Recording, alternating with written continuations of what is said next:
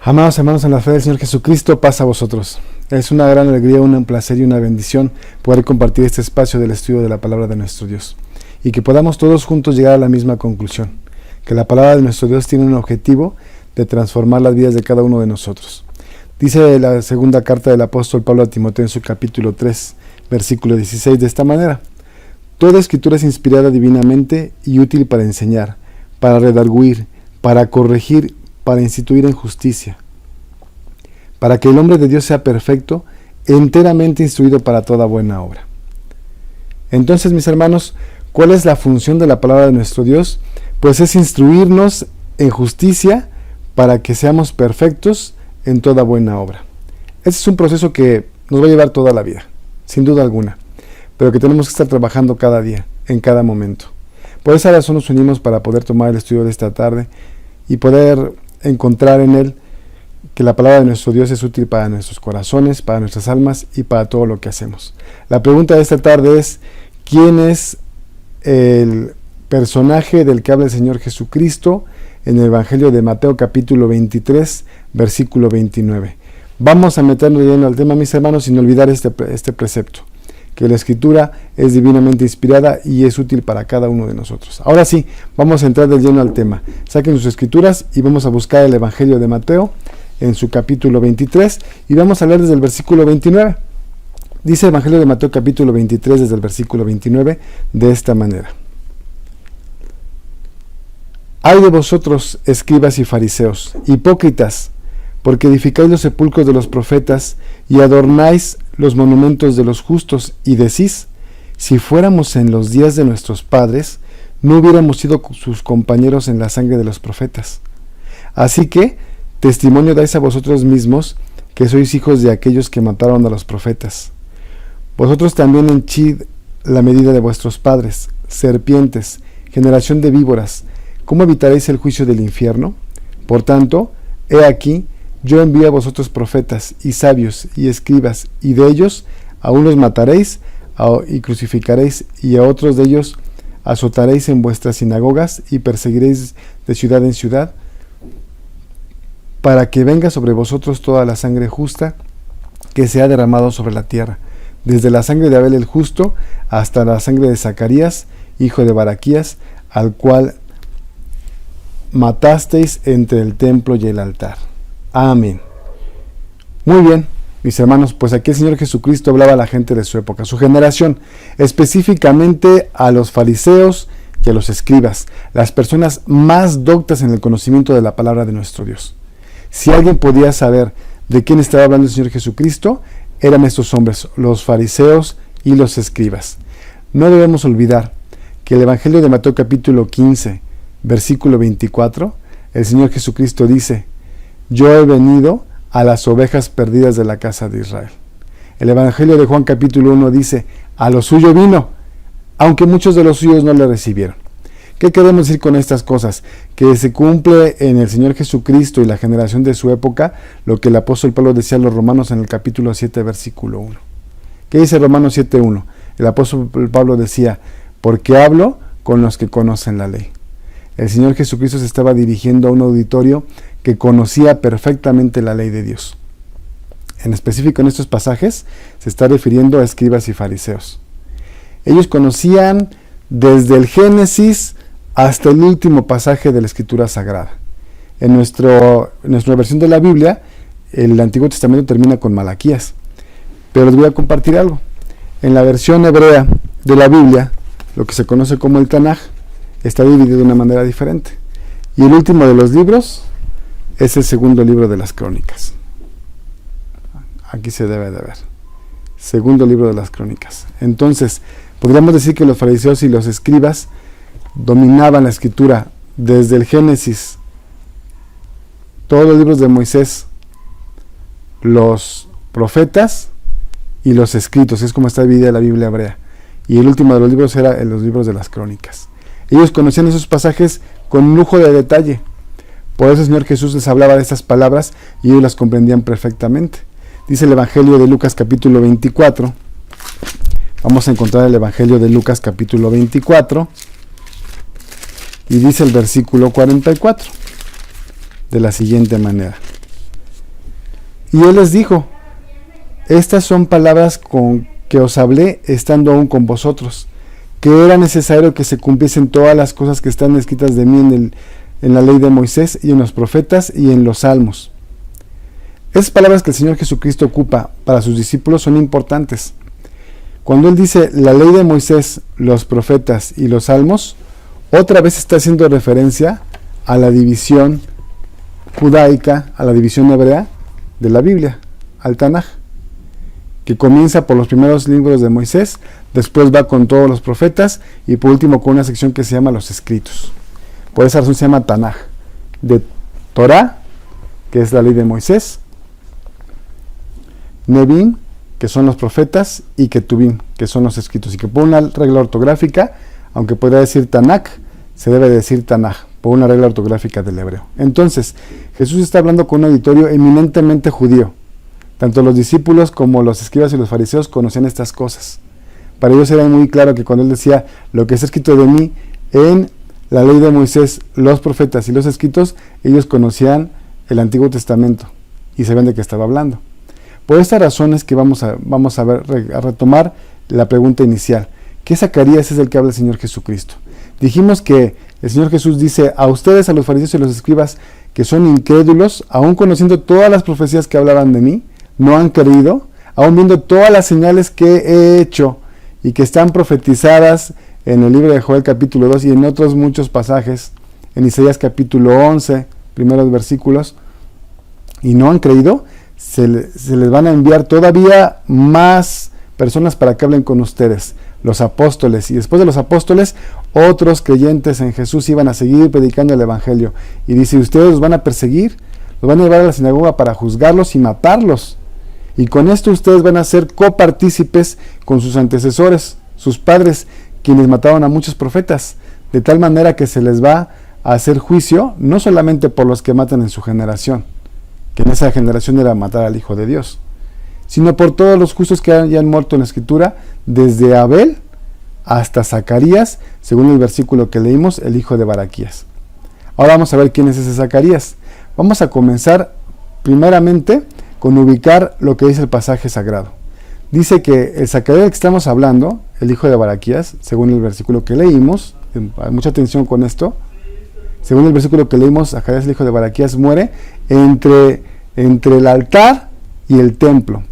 Esta gente, los judíos a los que está hablando, los escribas y los fariseos, conocían con lujo de detalle la explicación de la distribución del tabernáculo de Dios.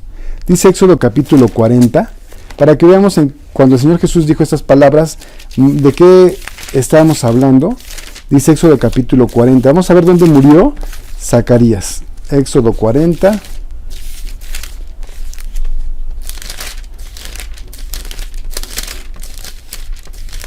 Y vamos a leer unos versículos en Éxodo capítulo 40 para que podamos ubicar la distribución del lugar sagrado. Vamos a comenzar con el versículo 16. Dice de esta manera el versículo 16. Y Moisés hizo conforme a todo lo que Jehová le mandó, así lo hizo. Y así en el día primero del primer mes, en el segundo año, el tabernáculo fue erigido. Y Moisés hizo levantar el tabernáculo y asentó sus basas y colocó sus tablas y puso barras e hizo alzar sus columnas y extendió la tienda sobre el tabernáculo y puso sobre la cubierta encima del mismo como Jehová había mandado a Moisés. Y tomó y puso el testimonio dentro del arca y colocó las varas en el arca encima de la cubierta sobre el arca. Amén. Hasta aquí. Estamos viendo que Moisés hace el tabernáculo del testimonio conforme al diseño que Dios le dijo. Era el lugar, una tienda grande dividida por un velo que era en el lugar santo y el lugar santísimo. Y cerca del lugar santísimo, en la parte del lugar santo, hay un altar de oro en el cual se quemaba perfume e incienso. Dice el versículo 26 de esta lectura: puso también el altar de oro en el tabernáculo del testimonio delante del velo y encendió sobre él el perfume. Hay un primer altar de oro donde se quema perfume adentro de la tienda donde se considera el tabernáculo del testimonio. Pero hay un segundo altar. Dice el versículo 33: finalmente erigió el atrio en derredor del tabernáculo y del altar, y puso la cortina de la puerta del atrio, y así acabó Moisés la obra. Había un altar del holocausto, dice el versículo 29, que estaba frente a la puerta del tabernáculo. Entonces, atención, hay dos altares. Hay un altar de oro adentro de la tienda, en el lugar santo, cerca del lugar santísimo. Ahí se quema solamente perfume. Afuera de la tienda del lugar santo, dentro del patio que rodeaba el tabernáculo, había otro altar, el del holocausto, donde se quemaban los animales. Son dos altares diferentes. Y el segundo altar estaba frente a la puerta de la tienda grande, que era el lugar santo y el lugar santísimo. La entrada al lugar santo y al lugar santísimo. Hay dos altares en la edición del tabernáculo, del testimonio. Y hay un patio que rodea el tabernáculo. Ahora vamos a ver que eso fue en la época del tabernáculo, pero después vienen cambios. Ustedes saben que el rey David, que era un hombre que amaba a Dios, en su mente y en su corazón había pensado: no está bien que yo y mis principales en el pueblo tengamos casas lujosas, hermosas, y que el Señor vive en una tienda portátil. El celo de David por la casa de nuestro Dios fue tal que toda su vida estuvo juntando tesoros para poder construirla. Y cuando la quiso construir, la respuesta de Dios fue que él había sido un guerrero, que había derramado mucha sangre y que por lo tanto no era posible que él levantara ese tabernáculo. Entonces le dijo nuestro Dios: pero no te preocupes, lo va a levantar tu hijo Salomón. Entonces David siguió con su carrera contra el tiempo, porque la vida del hombre puede ser muy corta en perspectiva, para seguir juntando dinero y tesoros y dejarle provisto a su hijo Salomón todo lo necesario para que pudiera establecer la casa de nuestro Dios, una casa lo más digna posible dentro de las limitaciones humanas. El mismo Salomón, cuando construyó la casa, reconoció y dijo: Señor, los cielos de los cielos no te pueden contener. ¿Sería posible que alguna casa que hiciéramos nosotros la pudieras habitar realmente? ¿O más bien es un testimonio para que nosotros te podamos buscar en algún lugar? Entonces Salomón fue el responsable de cumplir con los planes de David. Pero el rey David era un hombre muy especial delante de nuestro Dios, y él amaba mucho a Dios, a pesar de que tuvo errores, como cualquiera de nosotros, que nos podemos equivocar, pero siempre vamos a buscar reconciliarnos con nuestro Dios. Mientras estemos vivos no es tarde para hacerlo. Y el rey David entonces, en su mente y en su corazón, tenía un propósito para la casa de Dios, y era hacer algo mucho mayor que el tabernáculo. No solamente era hacer la casa con el lugar santo y el lugar santísimo, que era lo principal, sino que también había pensado en un espacio para acumular algunos tesoros que se regalaran, que el pueblo podía regalar a nuestro Dios, o que los mismos reyes pudieran llevar para nuestro Dios, etc. Entonces, el rey David hace una distribución nueva del complejo que va a albergar la casa de nuestro Dios. Y vamos a abrir el primer libro de las Crónicas. ¿Se acuerdan que dijimos que el último libro de la Biblia hebrea es Crónicas? Aquí tenemos en nuestra Biblia, tenemos primer libro de las Crónicas y segundo libro de las Crónicas. En la Biblia hebrea solamente es un libro, el libro de las Crónicas. Entonces vamos a ver en nuestra versión el primer libro de las Crónicas, y vamos a encontrar allí que el rey David había dejado a su hijo Salomón no solamente el dinero, sino instrucciones para que hiciera conforme al corazón de David había pensado la casa para nuestro Dios y los edificios complementarios. Por eso dice el primer libro de las Crónicas, capítulo 28. Vamos a ver versículo 10 en adelante. Palabras de David para Salomón. Mira pues ahora que Jehová te ha elegido para que edifiques casa para su santuario. Esfuérzate y hazla. Y David dio a Salomón su hijo la traza del pórtico, y de sus casas, y de sus oficinas, y de sus salas, y de sus recámaras, y de la casa del propiciatorio. Asimismo, la traza de todas las cosas que tenían su voluntad para los atrios de la casa de Jehová, y para todas las cámaras en derredor, para los tesoros de la casa de Dios, y para los tesoros de las cosas santificadas. Amén. ¿Qué les parece, mis hermanos? El rey David le dijo a Salomón: mira, aquí está el dinero y además aquí está el diseño. Le dio las trazas de la casa, del patio alrededor de la casa, como en la época del tabernáculo, un atrio alrededor del tabernáculo. En ese atrio iba a estar el altar, la fuente de metal, Allí van a estar los sacerdotes. Ahí dice que iba a haber algunos arreglos especiales que David había preparado según en su mente, el diseño de su mente del rey David. Y además otros edificios alrededor de la casa de nuestro Dios que había planeado David. Y le dejó dinero para todo eso. Para todo eso le dejó dinero el rey David. Entonces Salomón va a construir la casa de Dios conforme al diseño que su padre le dio.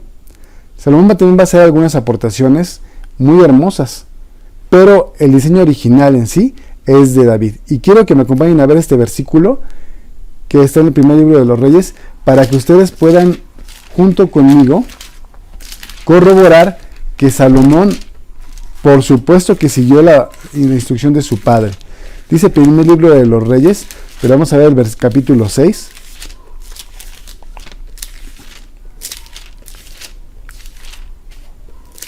Vamos a ver qué hizo el rey Salomón con la instrucción de su padre. Y vamos a leer desde el versículo 1 en adelante. Después edificó Salomón, estoy en el 7, ese es capítulo 6. Y fue en el año 480 después de los hijos de Israel salieron de Egipto, en el 4º año del principio del reino de Salomón sobre Israel, en el mes de Sif, que es el mes segundo, que Salomón, que él comenzó a edificar la casa de Jehová. La casa que el rey Salomón edificó a Jehová tuvo 60 codos de largo y 20 de ancho, 30 codos de alto, y el pórtico delante del templo de la casa de 20 codos de largo, según su anchura de la casa, y su ancho era de 10 codos delante de la casa. Amén. Hasta aquí vamos a dejarlo. Fíjese usted el versículo 3. Primeramente leímos que Salomón hizo la casa conforme a las trazas, a los diseños que David le había dejado. Pero ahora vamos a ver que parte de ese diseño es que había un pórtico delante del templo de la casa. Vamos a mostrarle a usted una imagen donde pueda ver una recreación aproximada de lo que es el templo de Salomón con su pórtico. El pórtico del templo de Salomón. Si usted puede ver esta imagen, debe recordar que leímos en Éxodo 40, versículo 29, que enfrente de la puerta del tabernáculo, de la casa del lugar santo, estaba el altar del holocausto. Ahora en el templo de Salomón, en la puerta del tabernáculo enfrente hay un pórtico. Se queda un nuevo espacio que no existía. Hay un pórtico que permite que los sacerdotes se cubran de la lluvia o del sol antes de entrar al lugar santo. Y después, enfrente del pórtico, ¿qué debería de haber?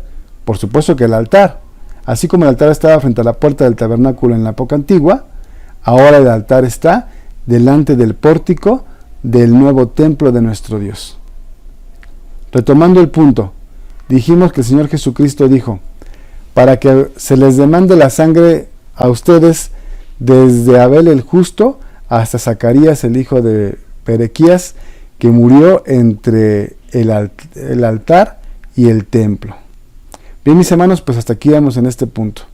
Ahora sí, una vez que puede usted identificar en qué lugar murió el Zacarías al que se refiere el Señor Jesús como un hombre justo, que no merecía esa muerte, como un enviado de Dios que fue asesinado por hombres perversos que lejos de buscar a Dios hicieron el mal a sus enviados, ahora vamos a ver de qué Zacarías se trata.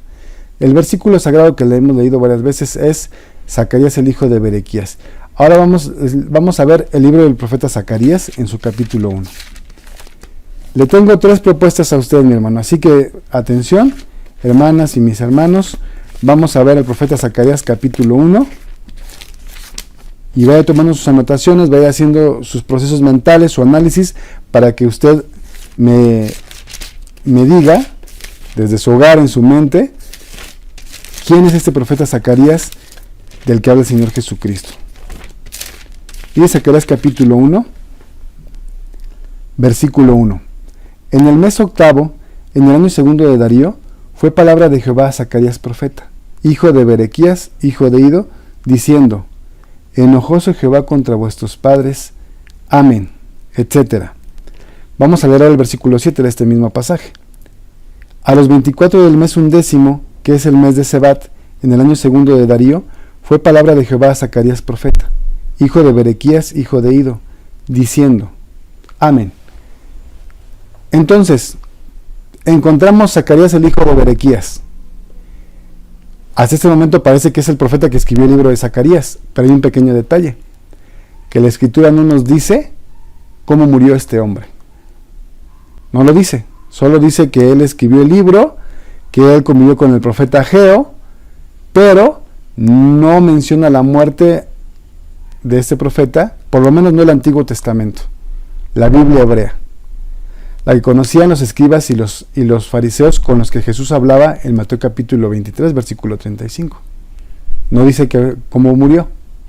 Ahora, ¿podría ser que este Zacarías haya muerto entre el altar y el templo como lo dijo Jesús? Vamos a ver más adelante. Puede ser que sea él, porque es el hijo de Baraquías, y porque Jesús dijo que es el hijo de Baraquías, según el versículo que hemos leído nosotros en nuestra Biblia, que es la Reina Valera versión antigua. O si tiene usted la revisión del 60, también lo dice igual. O si tiene las Américas, también dice que es el hijo de Baraquías. Vamos a ver. Tenemos una primera opción que es el profeta Zacarías, el que escribió el libro. Este hombre era descendiente de Baraquías y de un hombre llamado Iro. Es la primera opción que le voy a proponer a usted. Le voy a proponer una segunda opción. Dice el primer libro de las Crónicas. La tercera vez que lo digo y solo para que se tome sus notas.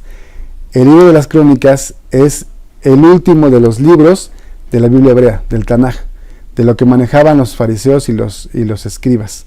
Es el último de la clasificación, porque es, de acuerdo a la enciclopedia judaica, el libro de las Crónicas era como un apéndice, como un complemento de las historias del libro de los reyes de Israel. Por eso lo dejan al final.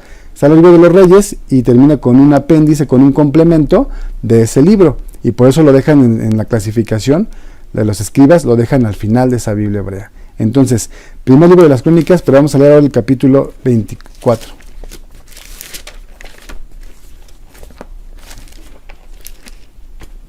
Vamos a ver, mis hermanos, qué dice este libro.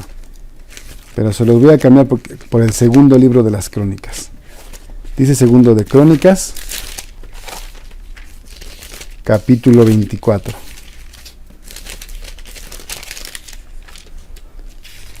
Y vamos a leer desde el versículo 20. Segundo de Crónicas, capítulo 24, versículo 20. Imagínense, vea usted un poquito adelante. Este libro de las Crónicas ya está por terminar.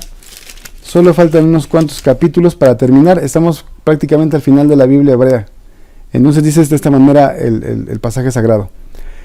Y el Espíritu de Dios invistió a Zacarías, hijo de Joiada, el sacerdote, el cual estando sobre el pueblo les dijo: Así ha dicho Dios, ¿por qué quebrantáis los mandamientos de Jehová? No os vendrá bien de ello, porque por haber dejado a Jehová, él también os dejará. Mas ellos hicieron conspiración contra él y cubriéronle de piedras por mandato del rey en el patio de la casa de Jehová. No tuvo pues memoria el rey Joás de la misericordia que su padre Joiada había hecho con él, antes matóle su hijo, el cual dijo al morir: Jehová lo vea y lo requiera. Amén. Segundo Zacarías. Este segundo Zacarías muere precisamente en el patio de la casa de Jehová. ¿Qué dijimos que había en el patio? Vamos a ver nuevamente la figura. ¿Qué había en el patio de la casa de Jehová?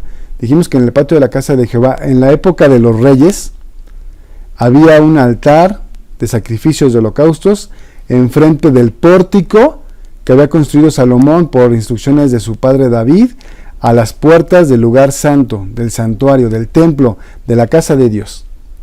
Entonces, si este hombre llamado Zacarías, hijo de Joiada, murió en el patio, la pregunta es: ¿pudo haber sido ese Zacarías del que habló el Señor Jesucristo? Tenemos un impedimento. ¿Cuál es? ¿Te has dado cuenta cuál es? Por supuesto, que ese Zacarías no es hijo de Berequías, es hijo de Joiada. Entonces tenemos dos opciones. La primera opción es el profeta que escribió el libro, pero el problema es que él es hijo de Berequías, hijo de Ido, pero no sabemos cómo murió. La segunda opción que le estoy planteando es Zacarías, el hijo de Joiada, que murió en el patio de la casa de Jehová. Pudo haber sido entre el altar y el templo, la casa, el lugar santo, el santuario, frente al pórtico de Salomón y David. Pero este hombre no es descendiente de Berequías, sino que es descendiente de Joiada. Le tengo una tercera opción, y vamos a ver qué le parece a usted, mi hermano, a usted, mi hermana, esa tercera opción. Eso que le voy a leer es una porción de un evangelio llamado apócrifo. Apócrifo no significa falso, significa oculto, porque la gente mucho tiempo creyó que estos evangelios o libros alternativos que no están dentro de nuestra Biblia ocultaban alguna información, tenían alguna información oculta solamente para ciertos grupos escogidos, especialmente los gnósticos tenían esta idea, y que entonces no era importante que se compartiera con toda la gente, solo tenía un mensaje oculto para ciertos escogidos. Y al mismo tiempo, quienes se encargaron de establecer las reglas para decir cuáles libros sí deben estar en la Biblia porque son inspirados y cuáles no, este libro que les voy a leer, que es apócrifo, realmente más que apócrifo para la visión de quien escogió los libros bíblicos y los que quedaron fuera, más bien era un libro falso, un libro que no corresponde a la verdad histórica de la persona de Jesucristo.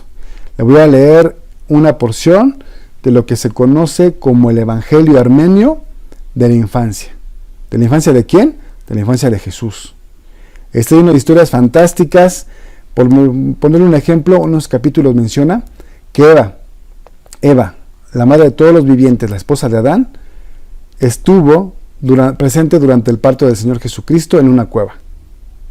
De ahí se va usted a dar cuenta que el Evangelio está lleno de historias, fantásticas por decir fantasiosas.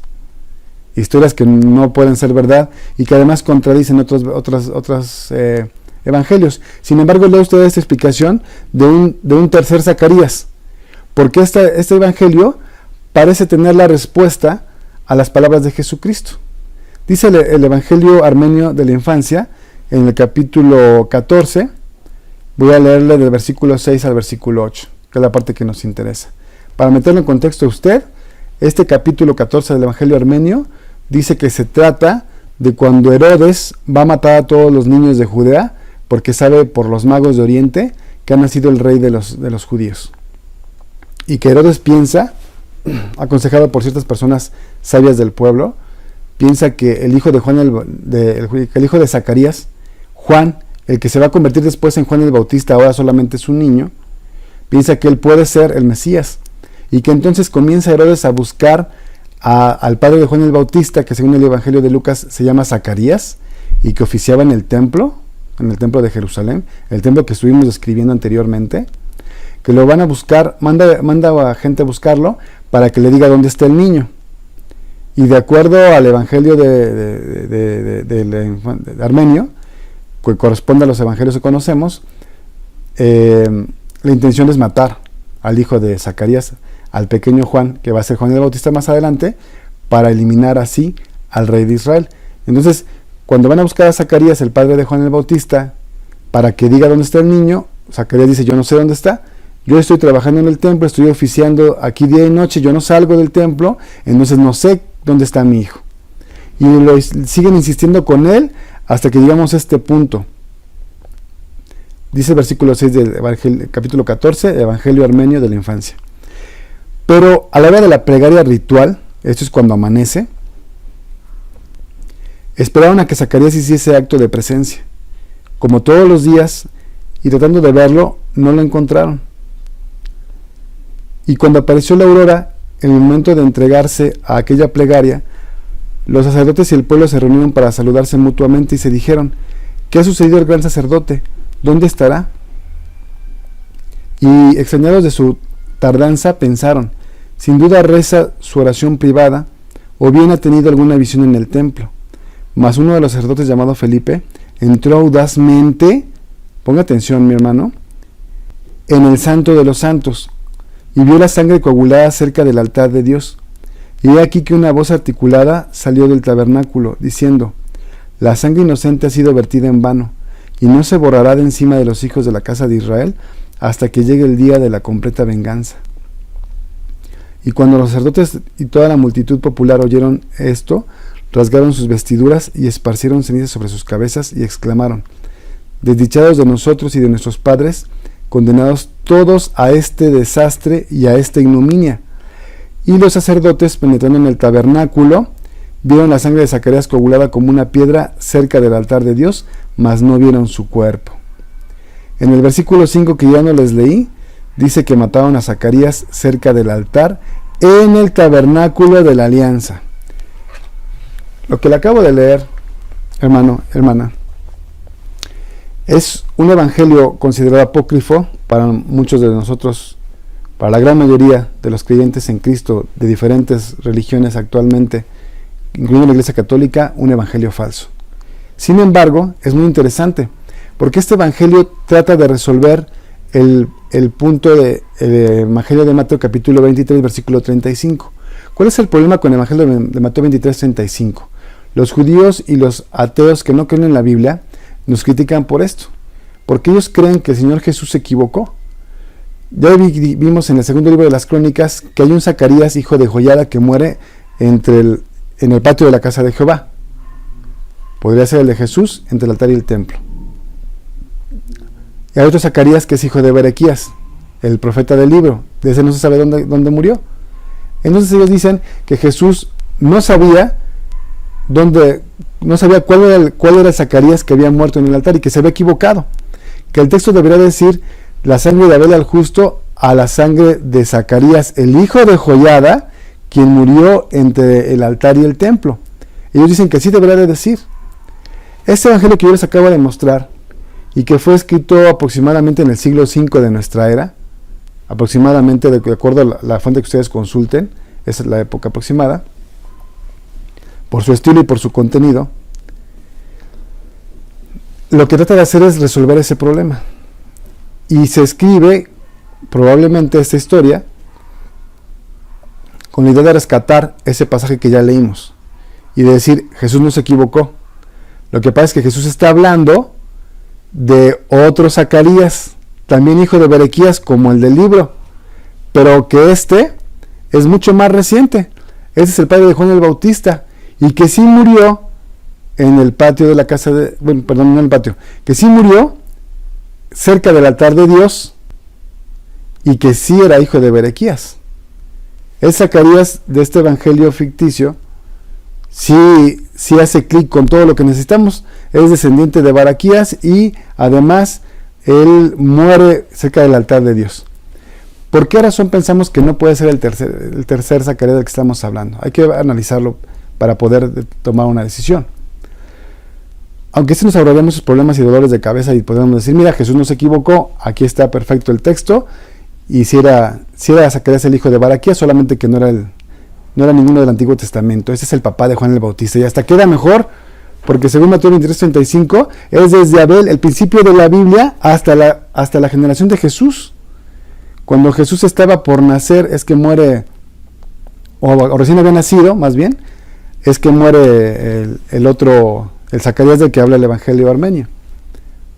Pero el primer error que tenemos que considerar, mis hermanos, es que dijimos que el lugar donde debió haber muerto el Zacarías del que hablamos es en el patio, entre el altar y el templo. Y el del que habla el Evangelio armenio muere adentro del tabernáculo. Dentro del tabernáculo, cerca, no del altar del holocausto, sino cerca del altar de oro del incienso. Ese es un primer problema que tenemos. El segundo problema que tenemos es que todo alrededor del Evangelio armenio está lleno de errores. Es muy evidente que quien escribió el Evangelio armenio ya conocía los otros evangelios. Ya conocía los evangelios que usted y yo consultamos y que tomamos por verídicos y por inspirados de Dios. Por esa razón, parecen ser complementos de la historia original de los 4 evangelios. Esos huecos que quedaron acá los llenaron con muchas historias fantásticas. Entonces, el evangelio es completamente falso. Es compuesto siglos después de que los apóstoles habían fallecido y de que el Señor Jesús había ido. Es un intento de responder a pequeños problemas o huecos bíblicos en los evangelios sí inspirados. Esa es la intención de ese evangelio. Entonces vamos a descartar primeramente esta explicación falsa de las palabras de Mateo 23:35 en nuestra versión de los textos sagrados. Y si no es esta explicación, entonces ¿cómo conciliamos lo otro? Si dijimos que el del libro, el hijo de Berequías, no sabemos cómo murió, y luego el que sí murió en el patio de la casa de Dios, probablemente entre el altar y el templo, como dijo Jesucristo, no es hijo de Berequías, es hijo de Joiada. ¿Cómo podemos conciliar una cosa con la otra, mis hermanos? ¿Cómo lo podemos hacer? Bueno, primeramente vamos a buscar un segundo testigo en la palabra de nuestro Dios. Ese pasaje que leímos en Mateo 23:35 en nuestras versiones de la Biblia no solamente está en Mateo. Sabemos que tenemos, de los 4 evangelios, hay 3 que son prácticamente con el mismo orden cronológico. Los evangelios sinópticos, dice el evangelio de Lucas, en el capítulo 11, acompáñenme a ver el evangelio de Lucas capítulo 11, vamos a ver este mismo versículo, cómo lo describe Lucas. Ustedes saben que Lucas, a diferencia de Mateo, no convivió con el Señor. Sin embargo, Lucas en el versículo 1 le dice a su amigo Teófilo, que es a quien dirige el escrito del Evangelio, dice: mira, Teófilo, hay muchos que han intentado poner en orden todas las cosas que entre nosotros han sido ciertas sobre la vida de Jesús de Nazaret, del Hijo de Dios. Muchos lo han intentado, yo también lo voy a intentar, y lo voy a hacer como nos las contaron los que sí lo vivieron. Entonces dice Lucas: personas que sí vivieron con Jesús, convivieron con él, los apóstoles, me han dicho cómo sucedieron las cosas, así que yo hago un escrito para que tú sepas qué pasó y cómo pasó. Entonces Lucas es un testigo posterior a Mateo, pero que trae la misma fuente que Mateo, que son el testimonio de los que vivieron con Jesús. Vamos a ver el versículo 11, y vamos a ver qué dice el capítulo 11, versículo 50. Para que de esta generación sea demandada la sangre de todos los profetas, que ha sido derramada desde la fundación del mundo, desde la sangre de Abel hasta la sangre de Zacarías, que murió entre el altar y el templo. Así os digo, será demandada de esta generación. Amén. Versículo 53. Y diciéndoles estas cosas, los escribas y los fariseos comenzaron a apretarle en gran manera y a provocarle a que hablase de muchas cosas, acechándole y procurando cazar algo de su boca para acusarle. Amén. Entonces Lucas corrobora las palabras de Mateo en el capítulo 23. Dice que Jesús les dijo que esa generación, específicamente fariseos y escribas, que eran los que conocían a los profetas y que Jesús había de venir y que en Jesús se iban a cumplir las profecías del Mesías de Dios, por no creer a pesar de las señales y de todas las profecías cumplidas en él, e intentar matarlo por manos de los romanos, se iba a cobrar la sangre desde los primeros justos, dice, de la fundación del mundo. ¿Cuál es el primer justo que muere? Es Abel. De hecho, la primera persona asesinada es una persona justa, Abel. Desde Abel hasta Zacarías. ¿Notó usted que no dice aquí qué Zacarías era? Porque si lo notó, ya avanzamos mucho. Solamente dice Zacarías. Ahora entonces tenemos que explicar por qué razón Mateo 23:35 sí dice Berequías. Porque lo más probable, usted estará de acuerdo conmigo, es que Zacarías, del que hablaba el Señor Jesucristo, no era el hijo de Berequías. No, porque ya dijimos que el del profeta del libro, Zacarías, el hijo de Berequías, hijo de Ido, realmente no sabemos cómo murió. Debe haber sido, como dicen los judíos y los especialistas ateos y no creyentes, críticos de la Biblia, debe haber sido el hijo de Joiada. Entonces, ¿por qué Mateo 23:35 dice que era el hijo de Berequías? ¿Se habrá equivocado el Señor Jesucristo? ¿Qué piensa usted, hermano? El apóstol Pablo, en su primera carta a los Corintios, en el capítulo 1, versículo 24, dice de esta manera: Pero así llamados como escogidos, Cristo es la potencia de Dios y Cristo es la sabiduría de Dios. ¿Podría haberse equivocado el Señor Jesucristo? La primera carta del apóstol Pedro dice que muchos profetas que hablaron del Mesías por venir, el Señor Jesús, inquirían con mucho cuidado y con mucha insistencia en las profecías que ellos hablaban, saber en qué momento iba a aparecer el Espíritu de Cristo, cuándo iba a llegar ese Mesías, cuándo y quién iba a ser. Y siempre que se preguntaban eso, la respuesta era que no administraban esas profecías para ellos, que no iban a ver ese día a ellos, solo lo estaban guardando para cuando fuera el momento, para la época de Pedro, para la época de Mateo, para la época de Juan, para la época de Lucas, la de Pablo, la de Cornelio, la de usted, la mía, la de los que vienen hasta que el Señor decida que se haya cumplido la plenitud de los gentiles. Entonces, si el Señor Jesucristo está apartado para estar en este mundo como Cordero perfecto desde antes de que el mundo fuera fundado, ¿cómo podría el Hijo de Dios equivocarse en esa cita? Más bien hay que buscar el error en otro lugar, no puede ser en la persona de Jesús. Y ya dijimos que Lucas nos dice que Jesús no se equivocó. Él solamente dijo Zacarías y fue muy específico, igual que Mateo 23, Zacarías el que murió entre el templo y el altar. ¿Quién tiene esas características? El hijo de Joiada, el que vimos en el segundo libro de las Crónicas. En el segundo libro de las Crónicas, Zacarías el hijo de Joiada. Entonces, ¿por qué dice Baraquías? Y aquí entra algo muy importante, mis hermanos. Voy a tratar de mostrarles una porción del Códice Sinaítico. Pero primero, les quiero decir algo. Nuestra Biblia, la versión Reina Valera Antigua, 1909, fue traducida en el siglo XVI. Eso es muy importante. Traducida en el siglo XVI, dice aquí, antigua versión de Casiodoro de Reina, 1569. Revisada por Cipriano de Valera en 1602. Cotejada posteriormente con diversas traducciones de los textos hebreo y griego y otras versiones en 1862 y 1909. La última revisión es 1909, pero su traducción original está hecha en 1569. ¿Sabe usted con qué textos se contaban en esa época? Los textos que se ocupaban en la época en la que se tradujo nuestra versión de la Biblia son aproximadamente del siglo X, los más antiguos. Había un hombre llamado Erasmo, de la ciudad de Rotterdam, en lo que hoy conocemos como Holanda o Países Bajos. A este hombre la Iglesia Católica le encargó hacer una compilación de los textos con los que se contaba. Evidentemente eran textos griegos, había textos latinos, para determinar de todos los textos que había, cuáles estaban en mejores condiciones, cuáles eran los verídicos, los correctos, para poder hacer de todos ellos una sola versión de la Biblia. Una sola versión de la Biblia.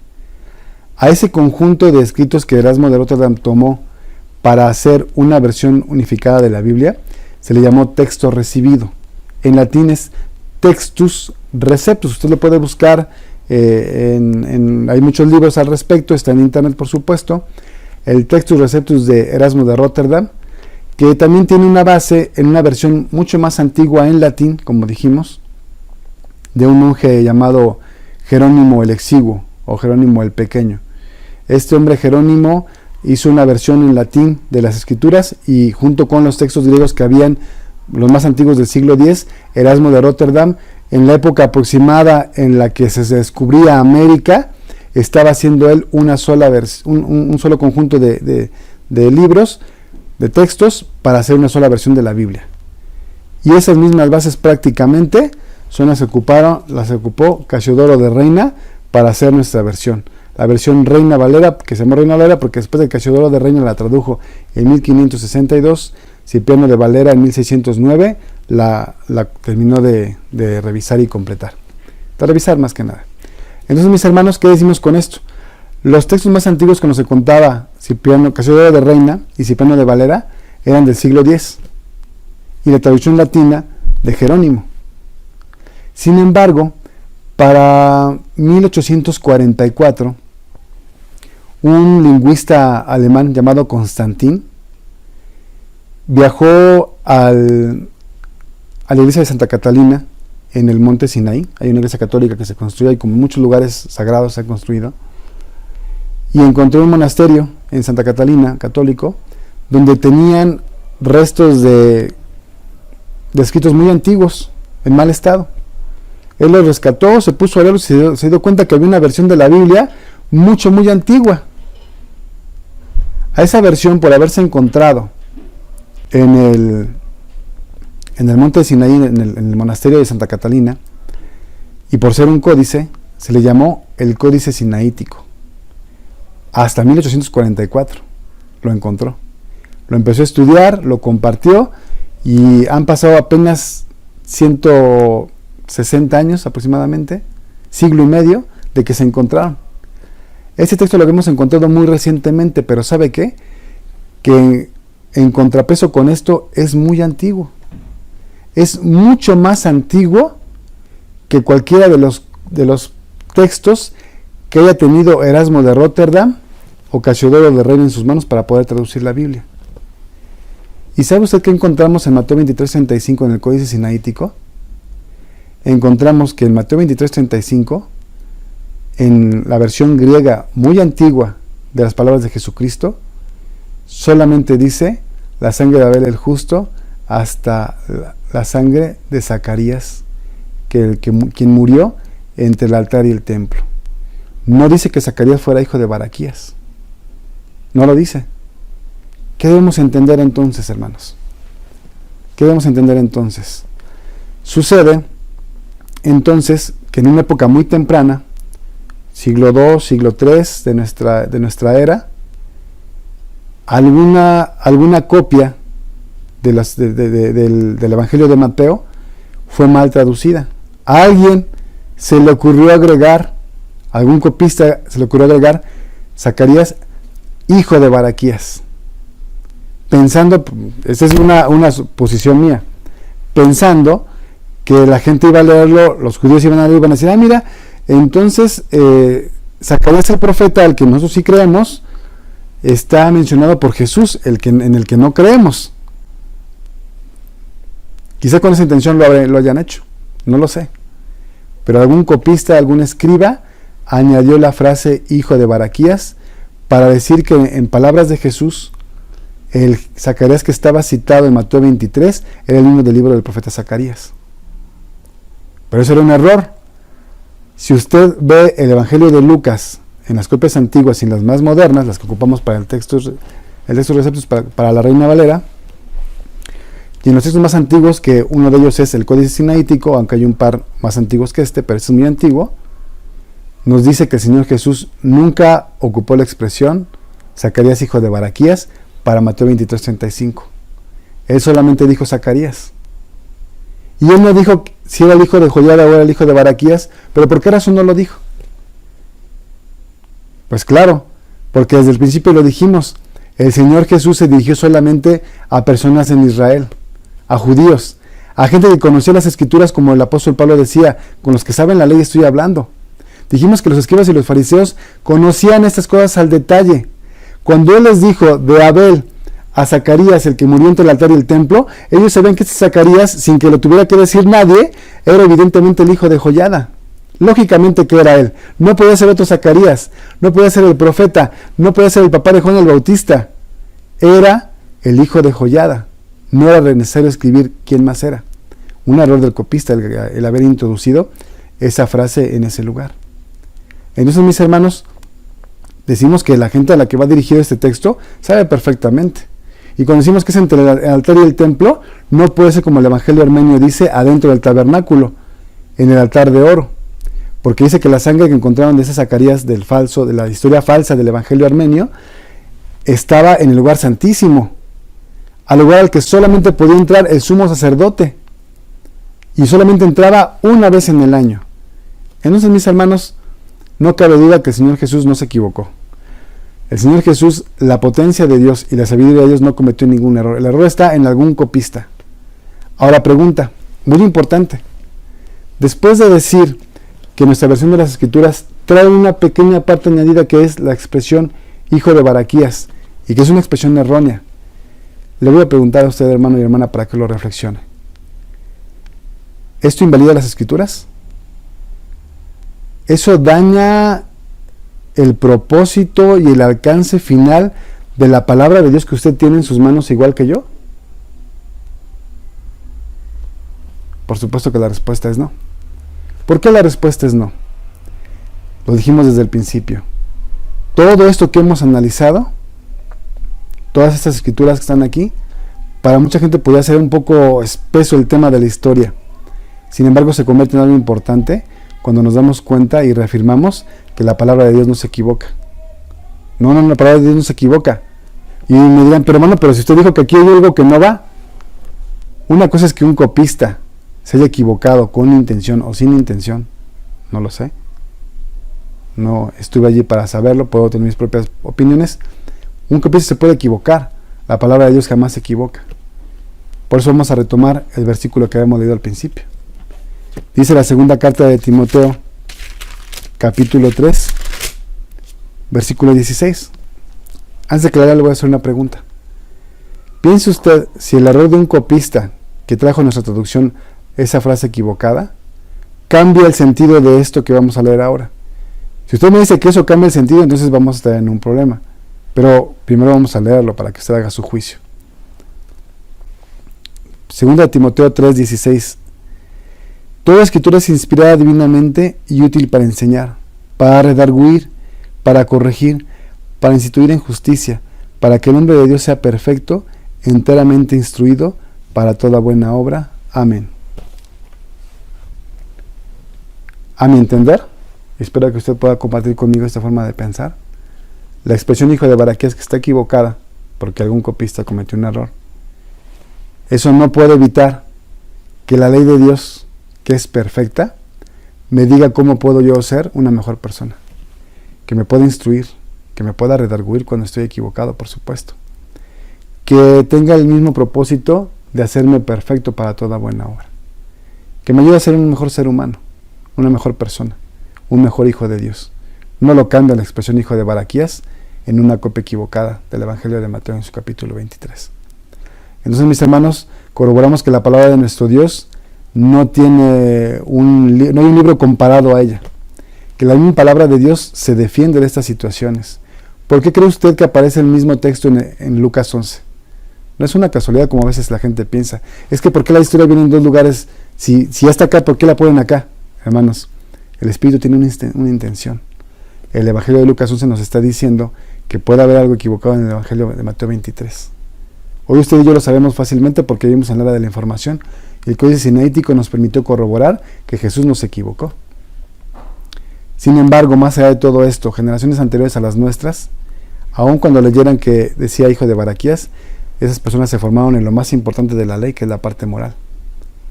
Moisés le dijo a los israelitas: cuiden de poner por obra esta ley, porque es vuestra inteligencia a ojos de los pueblos.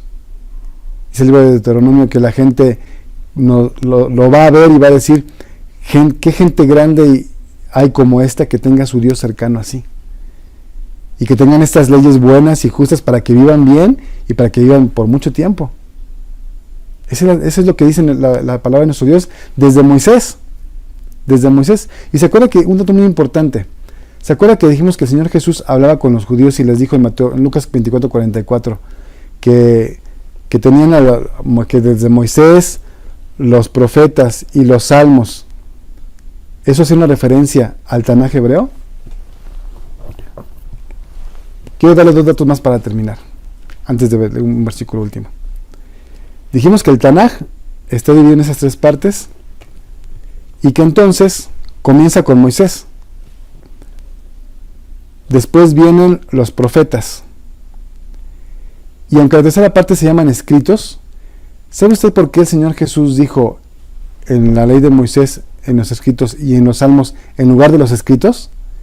Porque el libro de los escritos comienza, la tercera parte de la Biblia hebrea comienza con los salmos. El Señor Jesús estaba hablando con su pueblo, por eso era muy fácil que se entendieran entre ellos. A veces la dificultad está para nosotros que somos mexicanos, que vivimos en el siglo XXI. Pero Jesús hablaba con judíos y se entendían perfectamente. Y algo más. ¿Por qué razón el Señor Jesús dijo desde Abel hasta Zacarías el que murió en el altar? Porque el Señor Jesús sabe que en la mente de los escribas y fariseos con quienes Él está hablando y está diciéndoles que van a condenarse por la decisión que están a punto de tomar, que es matar al Hijo de Dios, saben que el orden de la Biblia era, dijimos que desde Génesis hasta Crónicas. Así está la Biblia hebrea. Comienza con Génesis, que es un libro de Moisés, y termina con Crónicas, que es donde está narrado en ese segundo libro la muerte de Zacarías. No el hijo de Berequías, el hijo de Joiada. Con eso respondemos a la pregunta inicial, pero más importante de esto, ¿qué nos llevamos en nuestro corazón? Que Moisés dijo: esta ley los va a hacer especiales a ojos de todos los pueblos, pero sobre todo especiales a los ojos de nuestro Dios. Tenemos que en el Nuevo Testamento el apóstol Pablo dice a Timoteo: este libro te es útil para instruirte en la justicia de Dios, para que seas perfecto para toda buena obra. Ningún error de ningún copista va a hacer que dejemos de hacernos mejores personas a través del cumplimiento de las Escrituras. Eso no va a pasar. Las Escrituras siguen diciéndonos que hay que amar al prójimo, que hay que perdonar, que hay que amar incluso al enemigo, que hay que buscar la paz los unos para con los otros, etc. Llena de enseñanzas morales que no van a cambiar por un pequeño error de un copista. Y por último terminamos con un pasaje, por supuesto que del Antiguo Testamento. que está en la sección de los escritos. Un libro que escribió ese hombre que hizo el pórtico, entre el cual pórtico y el altar de los sacrificios, lamentablemente murió uno de los hombres justos de nuestro Dios, lo cual no va a quedar sin pago. Atención, porque nuestro Dios juzga a todas las personas y es mejor que estemos a cuentas entre nosotros, mis hermanos, para que cuando lleguemos con nuestro Dios estemos todos en paz. Pero terminamos con un libro de Salomón, el libro de Eclesiastés, capítulo 12.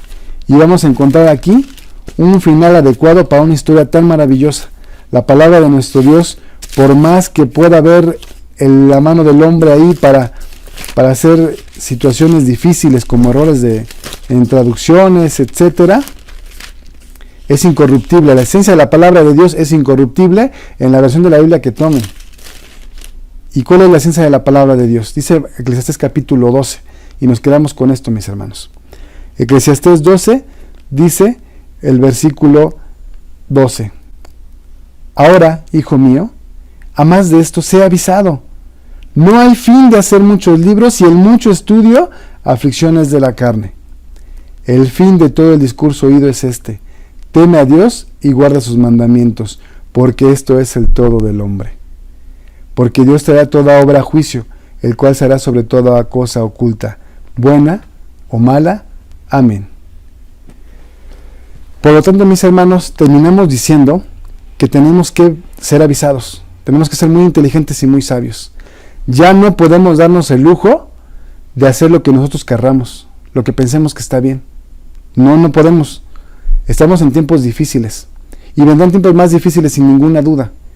Algunos los verán, otros quizás ya no estaremos, pero si en el pasado, lo que ya se fue, hemos hecho mal, hemos dañado personas, hemos hecho cosas incorrectas, tiene que ser hoy el momento en el que corrijamos el camino. No podemos seguir actuando de esa manera. Tenemos que ser buenos para nuestro Dios. Tenemos que dejar de hacer lo que estamos haciendo mal. Cada quien haga un juicio de sí mismo. Cada quien haga un juicio, porque no importa lo que hayamos hecho bueno o malo, Dios lo sabe. Dios lo sabe y es el que dará el pago para cada uno de nosotros. Por eso, dice la Escritura, entre tanto que se dice ahora, haz el cambio. Vamos a cambiar ya en este momento, no mañana, no pasado mañana, no el sábado siguiente, no cuando acabe la cuarentena, no si esto vuelve a la normalidad. Hay que hacer el cambio inmediatamente. Si nos equivocamos, hay que arrepentirnos y enderezar el camino. Solo nuestro Dios puede tener misericordia de nosotros. Perdonemos a los que nos han ofendido y que Dios permita que nos perdonen a quienes hemos ofendido. Y por supuesto, que Él perdone nuestras ofensas. Hermanos, que Dios nos bendiga mucho. Gracias por esta invitación. Espero que el Todopoderoso siempre nos dé el permiso de que mientras estemos vivos podamos buscarle y corregir nuestros caminos, cual sea el error que hayamos cometido. Que el Señor les bendiga. Les mando un abrazo con el corazón desde donde estamos. Paz a vosotros.